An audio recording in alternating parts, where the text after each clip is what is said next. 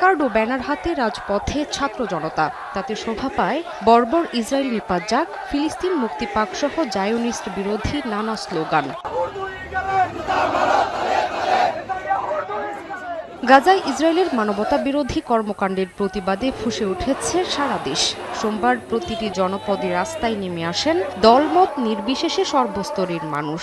ট্রাম্পকে পরিষ্কার ভাষায় বলতে চাই, উনাকে জাতিসংঘে জবাব দিতেই হবে।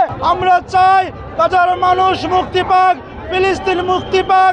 অত্যাচারের উপর আমরা সবাই বিচার চাই। We want justice. রাফার মতন জায়গাকে কবরস্থান বানিয়েছে ইহুদি। আমি ওদের বিপক্ষে নিয়ে আমি আওয়াজ তুলতে এসেছি। গণহারে শিশু নির্যাতন সহ মানুষের দুলিশাত করে দেয়।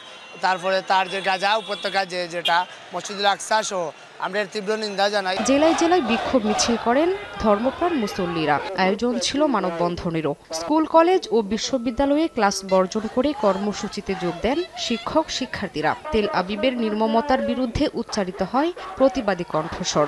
অবিলম্বে গণহত্যা বন্ধেরও দাবি জানানো হয়। If we stay silent, then nothing will change. You cannot expect the war to stop by just staying at your home. One person cannot do anything.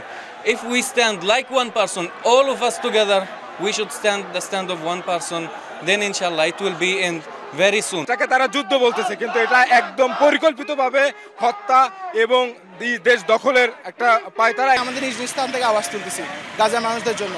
আমেরিকার ইসরায়েল যা করতেছে আমরা তার বিপক্ষে দাঁড়াচ্ছি। ঘৃণা জানাতে নেতানিয়াহুর ছবি পদদলিত করেন ছাত্র জনতা। এছাড়া ইসরায়েলি পণ্য বয়কটের ঘোষণা দেয়া হয়। নেসক্যাফের কিছু ছিল, ক্যাফে ছিল, এই টাইপের যেগুলো আছে আমরা এগুলো আজকে থেকে অফ করে দিব এবং ক্যাম্পাসে আর কখনো যেন এগুলো না আসতে। গাজায় নিহতদের আত্মার শান্তি কামনায় বিশেষ মোনাজাত করা হয়। আহতদের চিকিৎসার ব্যবস্থা সহ ইসরায়েলি আগ্রাসন বন্ধে জাতিসংঘ সহ বিশ্ব সম্প্রদায়কে জোরালো ভূমিকা পালনের দাবি জানানো হয়। শামীমা শাম্মী, সময় সংবাদ।